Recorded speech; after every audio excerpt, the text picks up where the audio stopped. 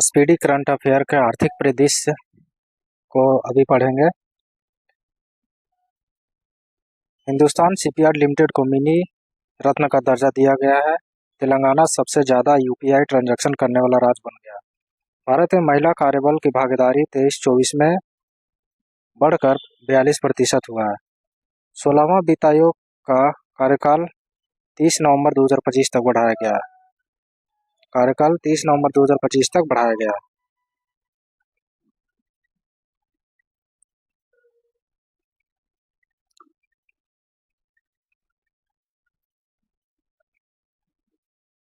DBS bank को Asia का सबसे सुरक्षित बैंक घोषित किया गया। आरबीआई ने भुगतान नियामक बोर्ड की स्थापना की है। आरबीआई ने भुगतान नियामक बोर्ड की स्थापना की है। केदार रोपवे का प्रोजेक्ट अडानी ग्रुप को मिला है।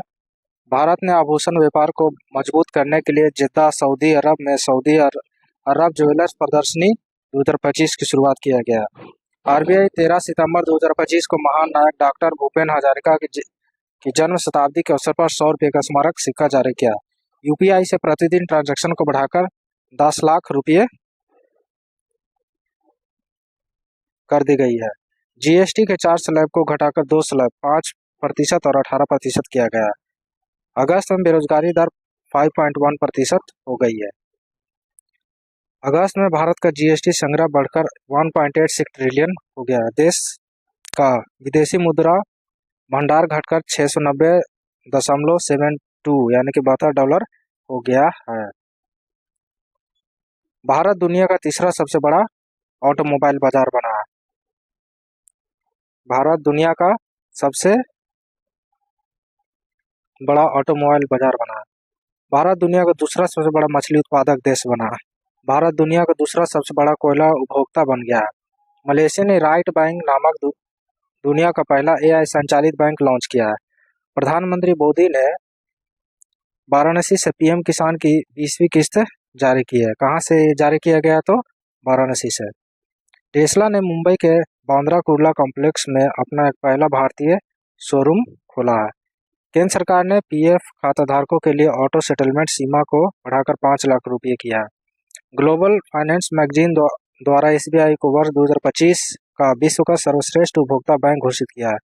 बिहार में चुनाव से पहले नीतीश कुमार 125 यूनिट तक मुफ्त बिजली की घोषणा की है। टाटा ग्रुप देश का सबसे वैल्यूएबल ब्रांड बना है। डूल्स भारत की पहली पेट फूड यूनिकॉर्न बनी है। डूल्स।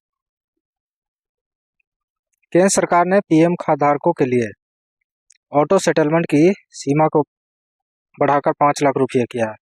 फ्लिपकार्ट आरबीआई से एनबीएफसी लाइसेंस पाने वाला पहला ई कॉमर्स बन गया। इंडिया पोस्ट पेमेंट बैंक ने डिजिटल भुगतान पुरस्कार 2024-25 जीता है।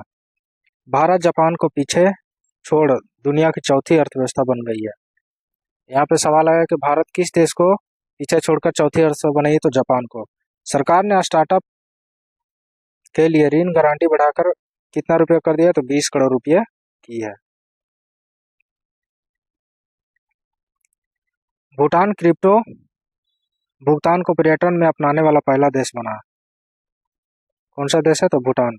क्रिप्टो भुगतान को अपनाने वाला पहला देश बना भूटान। भारत दुनिया का तीसरा सबसे बड़ा वाहन निर्माता बना है। अप्रैल 2025 के दौरान सभी व्यक्तियों के लिए बेरोजगारी दर 5.1% रही है, जबकि शहरी क्षेत्रों में यह दर 6.5%, ग्रामीण क्षेत्रों में 4.5% थी।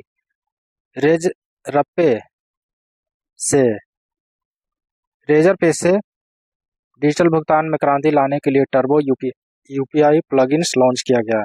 बैंक ऑफ महाराष्ट्र ने ट्रेन में भारत की पहला एटीएम लगाया गया है। भारत विश्व का दूसरा सबसे बड़ा चाय निर्यातक बना है। शंघाई शहर एशिया के अरबपतियों की राजधानी बन गई है। जस पे 2025 में भारत की पहली यूनिकॉर्न कंपनी बनी है। जेएसडब्ल्यू स्टील दुनिया की सबसे बड़ा स्टील कंपनी बनी है। जेएसडब्ल्यू 2000 रुपये से अधिक के यूपीआई लेनदेन पर कोई जीएसटी नहीं लगेगा। अमेरिका चौथे साल भी भारत का सबसे बड़ा व्यापारिक साझेदार बना है। एसबीआई ने वैकल्पिक बैंकिंग चैनल अपनाने को बढ़ावा देने के लिए ग्राहक मित्र तैनात किया है। एसबीआई ने नई दरों के साथ अमृत वृष्टि एफडी योजना के पुनर्जीवित किया है। केंद्र सरकार ने सांसदों के वेतन और पेंशन में 24% की वृद्धि की है। बैंक ऑफ बड़ौदा ने महिलाओं के लिए global women NRE and NRO saving account launch किया है। डीएमआरसी ने ब्लू डॉट के साथ शहरी माल ढुलाई सेवा शुरू की है। आरबीआई को लंदन स्थित सेंट्रल बैंक का डिजिटल परिवर्तन पुरस्कार से सम्मानित किया गया। 19वीं वेल्थ रिपोर्ट 2025 के अनुसार भारत संयुक्त राज्य अमेरिका, चीन और जापान के साथ चौथा सबसे बड़ा वैश्विक धन केंद्र बन गया है। आईआरसीटीसी और आईआरएफसी 25वें और 26वें नवरत्न कंपनी बनी है। बीमस्टेक ने डिजिटल करेंसी बीम कॉइन को शुरुआत किया है। भारत 2027 तक उच्च आय वाला देश बनेगा। भारतीय रिजर्व बैंक ने आरबीआई डाटा ऐप लॉन्च किया है। एलआईसी ने वन माइन ऑफिस ऑनलाइन सेवा शुरू की है। आईडीएफसी फर्स्ट बैंक ने अमिताभ बच्चन का डिजिटल अवतार लॉन्च किया है। टाटा एआईए लाइफ इंश्योरेंस में शुभ मुहूर्त नामक एक जीवन बीमा समाधान लॉन्च किया है। एसबीआई ने वित्तीय समावेश को बढ़ावा देने के लिए हर घर लखपति और एसबीआई पैट्रेंस योजना शुरू की है। मैक्स लाइफ को अपने नाम बदलकर एक्सिस मैक्स लाइफ इंश्योरेंस किया है। आरबीआई ने बिना गारंटी कृषि ऋण की सीमा 2 लाख की है। भारत की जीडीपी वित्तीय वर्ष 2025 में 6.8% की दर से बढ़ने का अनुमान लगाया है। आरबीआई ने वित्तीय धोखाधड़ी के खिलाफ म्यूल हंटर .ai नामक टूल